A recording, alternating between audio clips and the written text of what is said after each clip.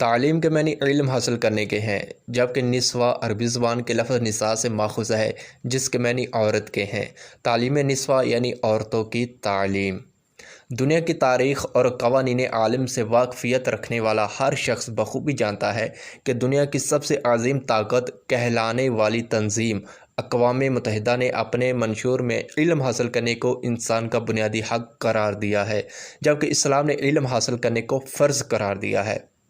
اور حق اور فرض میں واضح فرق یہ ہے کہ حق نہ لینے پر زور و زبردستی اور کسی قسم کا مواخذہ نہیں ہے، جبکہ اس کے برعکس فرض کی عدم ادائیگی کی صورت میں انسان سزا کا مستحق ہوتا ہے۔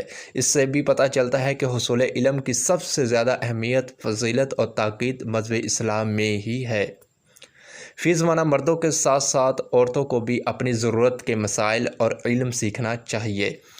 دور نبوی میں جہاں صحابہ کرام اپنی علمی پیاس بجھانے کے لیے بارگاہ رسالت میں حاضر ہوتے، وہیں صحابیات کا شوق علم بھی دیدنی ہوا کرتا تھا۔ ایک عورت نے نبی کریم صلی اللہ علیہ وآلہ وسلم کی بارگاہ میں حاضر ہو کر عرض کی، مرد حضرات تو آپ کی بارگاہ میں حاضری دے کر آپ کے ارشادات سن لیتے ہیں، ہمیں بھی ایک دن عطا فرما دے جس میں آپ صلی اللہ تعالیٰ علیہ وآلہ وسلم ہمیں وہ کچھ سکھائیں جو اللہ پاک نے آپ کو سکھایا ہے۔ ارشاد فرمایا، تم فلاں دن فلاں مقام پر جمع ہو جایا کرو۔ چنانچہ وہ عورتیں جمع ہو گئی۔ رسول اللہ صلی اللہ تعالیٰ علیہ وآلہ وسلم نے انہیں اللہ پاک کے سکھائے ہوئے احکامات میں سے کچھ سکھایا۔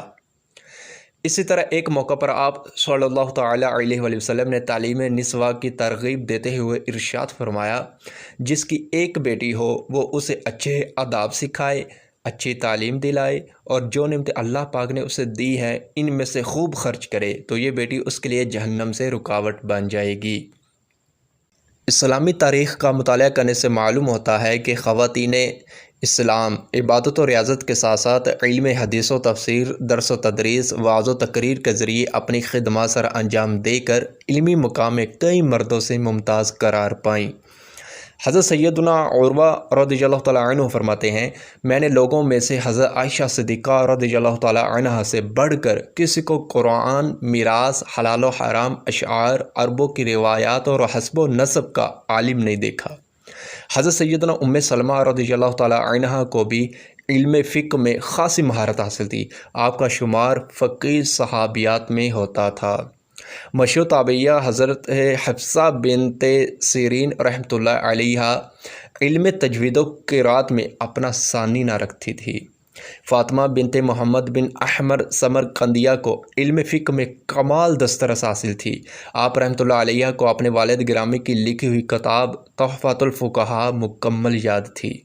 فی زمانہ تعلیم ایک لڑکی کے لیے اس کی زندگی کے مختلف گوشوں میں کام آتی ہے، مگر یہ بھی یاد رہے کہ صرف عصری علوم پر اکتفا کرنا اور ان میں اپنی مہارت و صلاحیت کو بروئے کار لاتے ہوئے کسی اچھے عہدے پر فائز ہونا ہی روشن مستقبل کی ضمانت نہیں، بلکہ عورت اگر بیٹی کی حیثیت سے کسی کی لخت جگر ہے تو کل اس نے کسی کے شریک حیات بھی بننا ہے، بیوی کے بعد ماں کا کردار نبھا کر اولاد کی تربیت بھی کرنی ہے، پھر اچھی بہو اور ایک اچھی ساس کی حیثیت سے بھی زندگی بسر کرنی ہے۔